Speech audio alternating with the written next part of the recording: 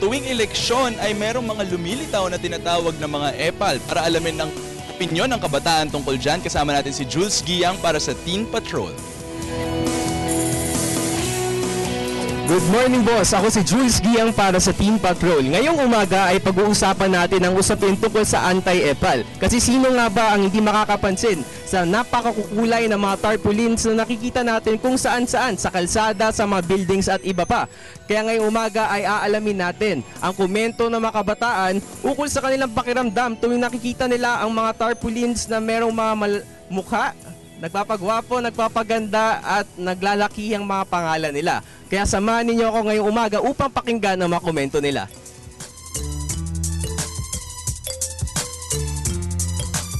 Morning sa ating lahat. Sa puntong ito ay kasama natin si Ivan at magbibigay nga siya ng kanyang mga komento tungkol sa anti-epal na issue. Good morning, Ivan. Good morning. Okay, Ivan, ikaw, pag nadadaan ka ba sa mga kalsada o kung saan sang mga lugar, anong pakiramdam mo kapag nakakita ka ng mga tarpaulins na may mga mukha ng politiko at mga pangalan nila? Nakakainis, lalo na kapag nakasama yung pictures nila. Okay lang sana kung nandun yung pangalan kasi para malaman ng mga tao kung sino yung gumawa o nagpagawa ng ganong proyekto. Pero pag nandun yung mga pictures nila, lalo na kapag walang kwenta-kwenta naman yung nilalagay na tulad ng parang happy fiesta lang or mga happy graduation sa mga ganyang greetings lang. Parang nakakainis, nakakairita bakit pa kailangang ilagay. Hindi naman ganun kahalaga na malaman yung mukha nila kasi alam naman nila na yung kahit pangalan okay na eh. Para sa akin pangalan okay lang.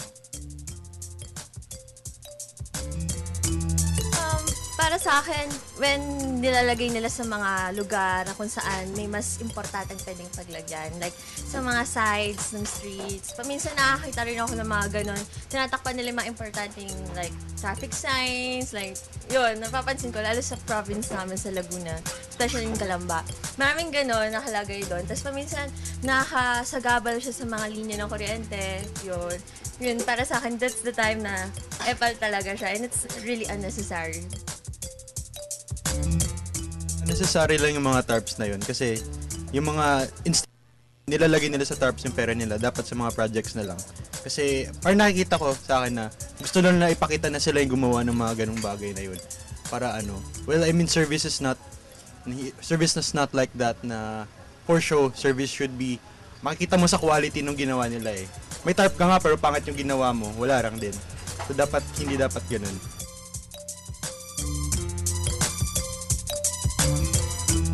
Tingin ko, di ba parang may bawal na siya, di ba?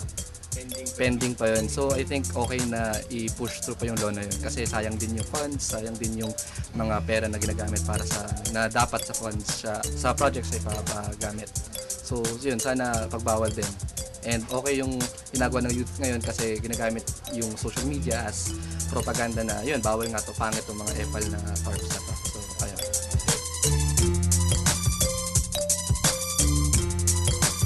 Narinig na natin ang komento ng iba't ibang mga kabataan ukol nga sa anti-epal issue. At narinig nga natin na sila mismo ay naririndi tuwing nakikita nila ang mga tarpaulins na merong mga mukha at mga pangalan ng mga politiko. Dito nga sa ating likuran ay makikita natin ang isang bakanting tarpaulin kung saan ay kumakailan lamang ay nailagay sa Facebook ang ang tarpaulin nga na nakalagay dito. At dahil nga kumalat ito sa Facebook at sa kapangyarihan na rin ng mga kabataan sa social media, ay naipatanggal ang tarpaulin na merong laman nga ng politiko at may pangalan nga niya na malaki. Ibig sabihin lamang nito na napakalaki ng role ng mga kabataan dito kung paano natin makakagawa ng pagbabago kahit sa simpleng pamamaraan lamang. At dito nga natin makikita na napakalaki ng tungkulin ng mga kabataan upang maging aktibo para makilahok sa mga bagay-bagay tulad na lamang nito.